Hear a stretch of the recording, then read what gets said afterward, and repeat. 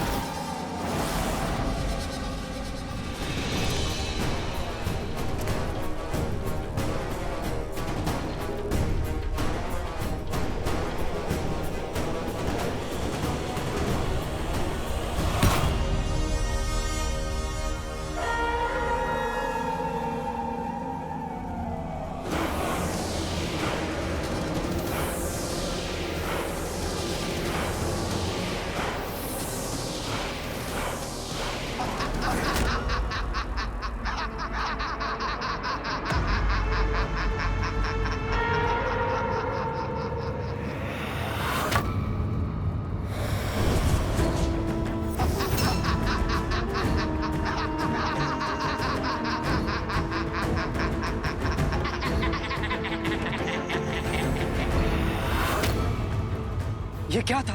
सहस्त्रमुख रावण। सहस्त्रमुख? तुम्हारे पास खाने के लिए एक मुख है, मेरे पास सहस्त्र।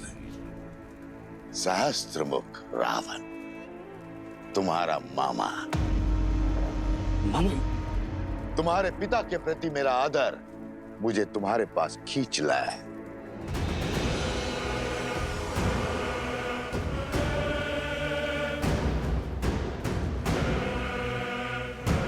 असुर आदर से नहीं, स्वार्थ से आते हैं। स्वार्थ हो या भूख, मैं शांत करने आया हूं। बड़ी दया आ रही है मुझे तुम पर। महान असुर, मधुर राक्षस के पुत्र होकर ऐसी दीनता। अपने पिता की दी हुई सौगात इस मधुपुरी राज्य में ही संतुष्ट हो। छोटे मोटे कीड़े मकोड़े जैसे मनुष्यों को खाकर जी रहे, शर्म नहीं आती? स्वार्थ आज भूख का बहाना बन के आया है। यदि मेरे मामा ना होते तो अभी अपनी भूख को शांत कर देता और आपके साथ खेल में नहीं उलझता। मैं उलझाने नहीं, उत्साह बढ़ाने आया हूं। प्रतिशोध का उत्साह बढ़ाने। लंकेश की मृत्यु का प्रतिशोध लेने आया हूं मैं उस राम से, उस राम से जिसने राक्षसों की गरिमा और सम्मान का अंत किया है, लंका से लंकेश और राक्षसों से रावण को छीना है। अब मुझे उस राम को पराजित करना है, उसकी शक्ति, उसकी पत्नी को उसकी पराजय का दृश्य दिखाना है। पर उसको ही क्यों? नर की शक्ति उसकी पत्नी होती है। नर यदि बलवान देह है तो पत्नी रीढ़ की हड्डी। बिना रीढ़ की हड्डी के बलवान देह का कोई महत्व नहीं। इसलिए हमें वार देह पर नहीं, रीढ़ की हड्डी पर करना होगा। सुना है कि सीता साक्षात लक्ष्मी का अवतार है, किंतु है तो माना निर्बल। यदि तुम सीता को पकड़ने में कामयाब हो गए तो राम की जय जयकार पराजय के नाद में बदल जाएगी। केवल देवता ही नहीं, साक्षात महादेव भी तुम्हारी शक्ति के सामने शीश झुकाएंगे। अच्छा,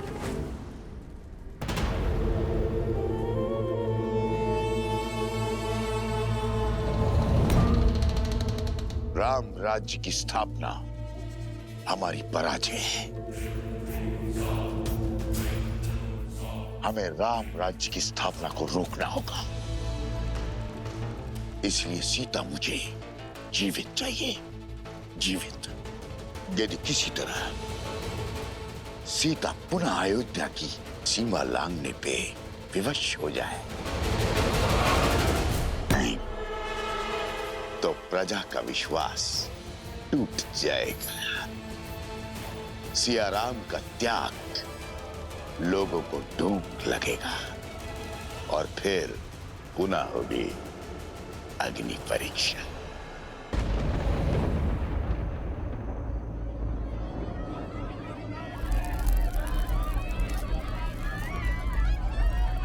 कौन है?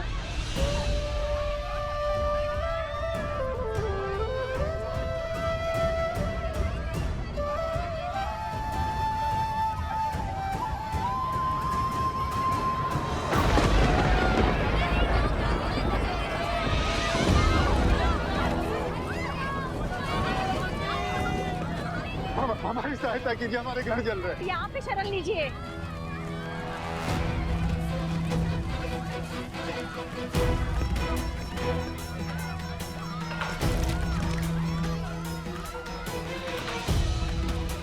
गुरु माता, ये सब कैसे हुआ? 10 कोस पर इनका गांव है। लगता है लवणासुर ने आक्रमण किया है। इसी कारण ये भागकर आश्रम में शरण लेने आए हैं। लवणासुर? वो मनुष्यों का आहार करता है और कभी कभी कौशल की सीमाओं के पास आक्रमण कर मनुष्यों को खा जाता है।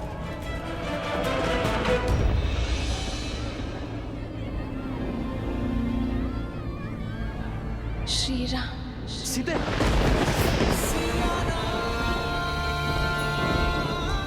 सीते,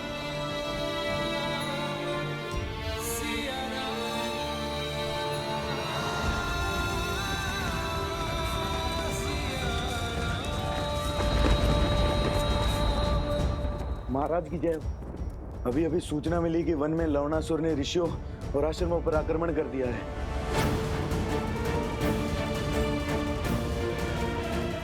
लवणासुर, कहीं उसका मंतव्य मेरी सीता को क्षति पहुंचाना तो नहीं? वन देवी, मैंने सुना है यहाँ पर किसी लवणासुर का प्रकोप है। क्या वो हम सबको मार देगा? मेरी माता को भी? किसी को कुछ नहीं होगा, ना तुम्हें और ना ही तुम्हारी माँ को।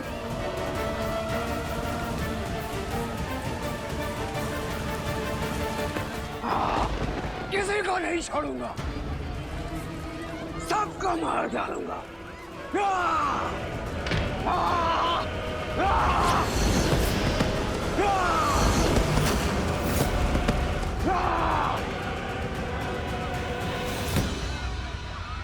लवणासुर, हर अमावस्या को हमने एक नर बलि देने का वचन दिया था और उसे निभाया भी। फिर इतना हाहाकार, इतना क्रोध क्यों? ये क्रोध नहीं, प्रतिशोध है। और यहाँ केवल राक्षस रहेंगे।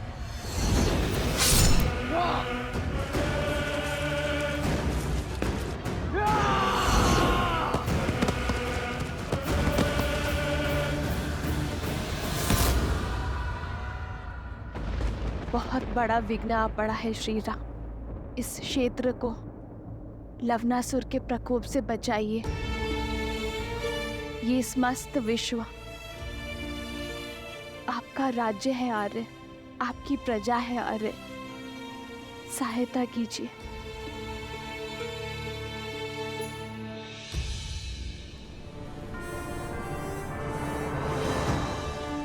उत्तर की ओर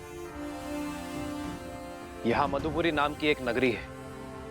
लवणासुर यहां अधर्म का राज चलाता है, परंतु अचानक उसने इसके समीप बसी कोसल राज्य की सीमा क्षेत्र पर आक्रमण किया है। वहां वो वनवासियों को मार रहा है। गांव के गांव खाली हो रहे हैं। हमें शीघ्र अतिशीघ्र कुछ करना होगा। पाप की शक्ति पुण्य से सदा कम होती है।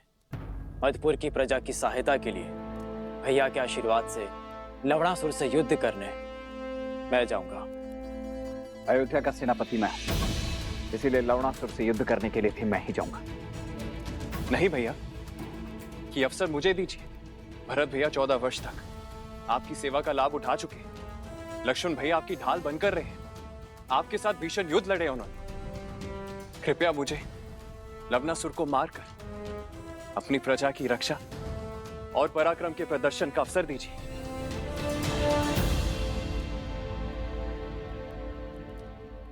ठीक है शत्रुघ्न,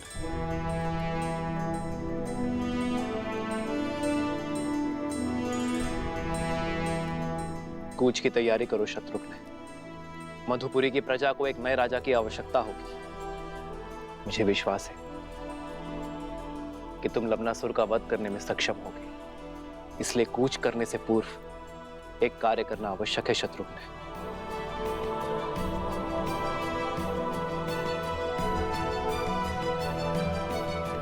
तुम्हें कुटिया में ही विश्राम करना चाहिए। ऐसी अवस्था में तुम्हारा बाहर आना उचित नहीं है। कैसे रुकती गुरु माता? केवल अपने बारे में ही नहीं, समाज और संसार के बारे में भी तो सोचना है। भगवान वाल्मीकि के आदेश अनुसार भारद्वाज ऋषि यज्ञ आरंभ करेंगे लवणासुर की शक्तियों को कम करने। हाँ गुरु माता, तपस्वियों का कर्तव्य है यज्ञ और प्रार्थना करना।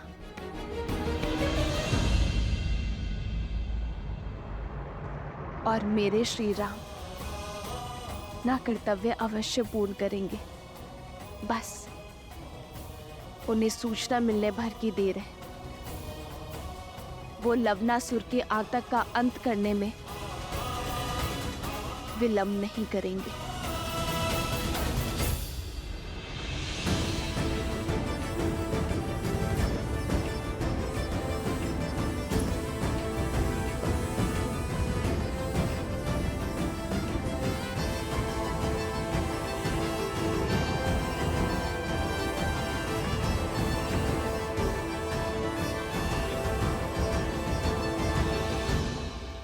आज से शत्रुघ्न मधु राज्य का राजा है। आज से उस क्षेत्र की रक्षा करना तुम्हारा धर्म है शत्रुघ्न। किंतु स्मरण रखना, एक न्यायप्रिय राजा किसी अन्य प्रजा पर अकारण युद्ध नहीं थोपता। अपनी प्रजा पर संकट आने पर वो युद्ध करने से पीछे नहीं हटता। मधुपुरी महाराज शत्रुघ्न की, मधुपुरी महाराज शत्रुघ्न की। शत्रुघ्न, मधुपुरी क्षेत्र की स्थापना लवणासुर के पिता मधुराक्षस ने की थी। उसके तप से प्रसन्न होकर महादेव ने उसे अपनी त्रिशूल से भी अधिक शक्तिशाली त्रिशूल वरदान में दिया था। उसकी मृत्यु के बाद मधुराक्षस ने यही त्रिशूल अपने पुत्र लवणासुर को दिया। उस त्रिशूल की शक्ति से लवणासुर ने तीनों लोकों में हाहाकार मचाया। उसकी प्रजा उससे अत्यंत भयभीत है शत्रुघ्न। अब तक तो वो शांत था, किंतु अब उसके प्रकोप ने हर सीमा लांघ दी है। हमारी राज्य के सीमा के निकट प्रहार करने का दुस्साहस किया, प्रजा को कष्ट पहुंचाया। अब तुम्हें इसका प्रतिघात लेना होगा। यशस्वी भव।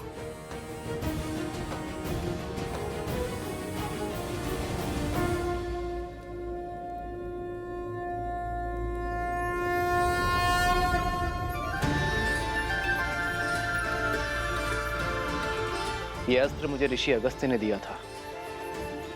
नारायण ने मधु कैटभ का वध इसी अस्त्र से किया था, और आज ये अस्त्र मैं तुम्हें सौंप रहा हूं शत्रुघ्न। तुम इसी अस्त्र से लवणासुर का वध करोगे। मैंने इस अस्त्र का प्रयोग रावण के वध के लिए भी नहीं किया था। कदाचित नियति ने इस अस्त्र पर लवणासुर का ही नाम लिखा है, और आज ये अस्त्र अपना कर्तव्य निभाने के लिए सज्ज है।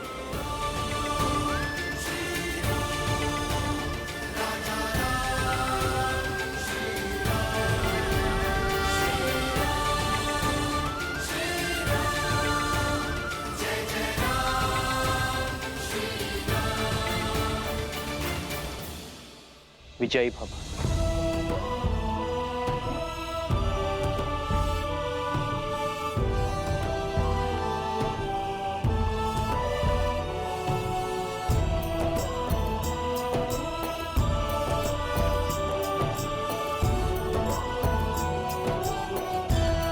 मधुपुरी के समीप ही मिथिला की एक छोटी सी सीमा है। यदि इस युद्ध में कोई भी आवश्यकता पड़े तो पिताश्री से सहायता लेने में चूकिएगा मत। महादेव आपको विजय दे।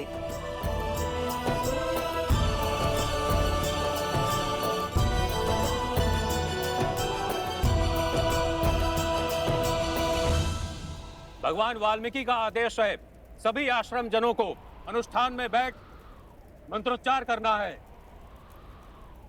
ओम शांति शांति स्वाहा।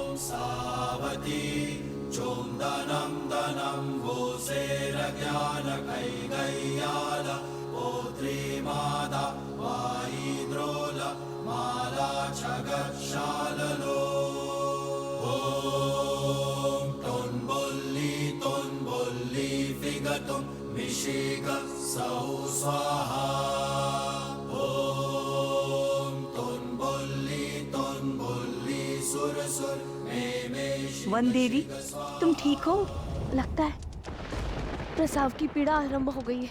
इन्हें कुटिया में जल्दी ले जाने का प्रबंध करो। श्री राम, श्री राम।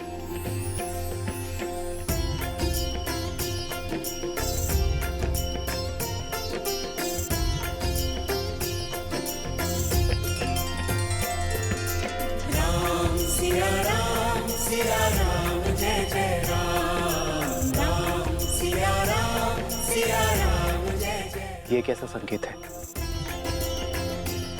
मेरी सीता ठीक तो है?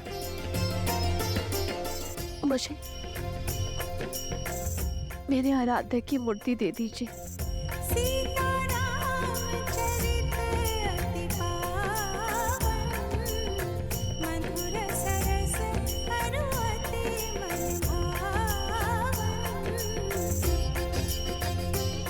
मेरे पूर्वजों, मेरी सीता की रक्षा करना। तुम्हें कुछ नहीं होगा सीते। श्री राम, श्री राम।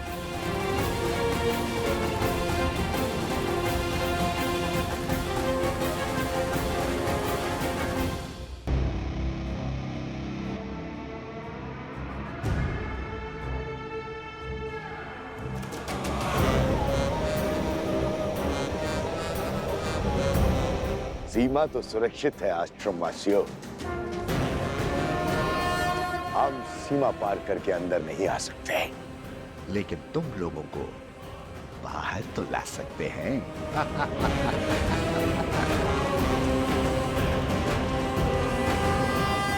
हम आश्रम में इतना धुआं भर देंगे कि तुम्हें बचने के लिए बाहर आना ही होगा।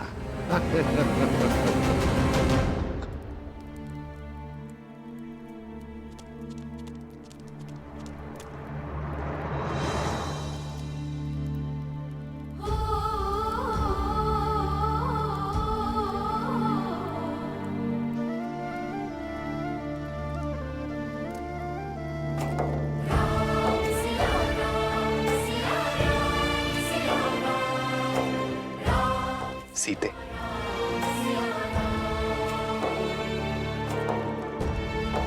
प्रतीत होता है हमारे वंशज के जन्म लेने की शुभ घड़ी आ गई। श्री राम। हे महादेव, सीता पर, मेरी होने वाली संतान पर अपनी कृपा दृष्टि बनाए रखना।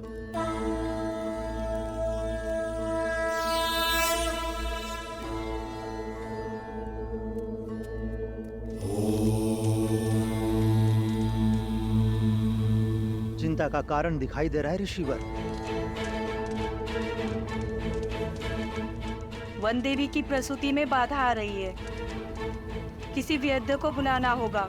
गर्भ में 2 संतान हैं। यदि समय पे प्रसूति नहीं हुई तो वन देवी पे संकट आ सकता है। देखिए, स्थिति विकट है। इस समय आश्रम से बाहर जाना असंभव है। किसी भी अवस्था में अनुष्ठान रुकना नहीं चाहिए। ओम नमः शिवाय। ओम शांति।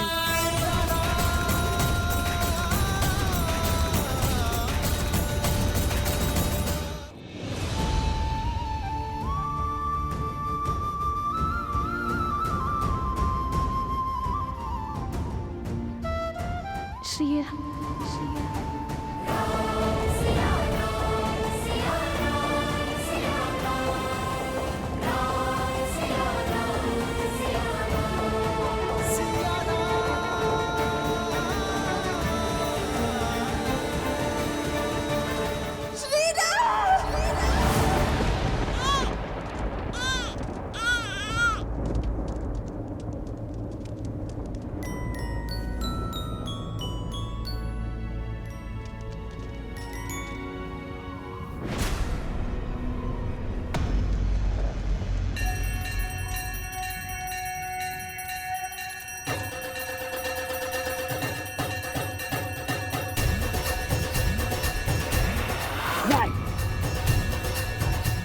ऐसा नहीं हो सकता।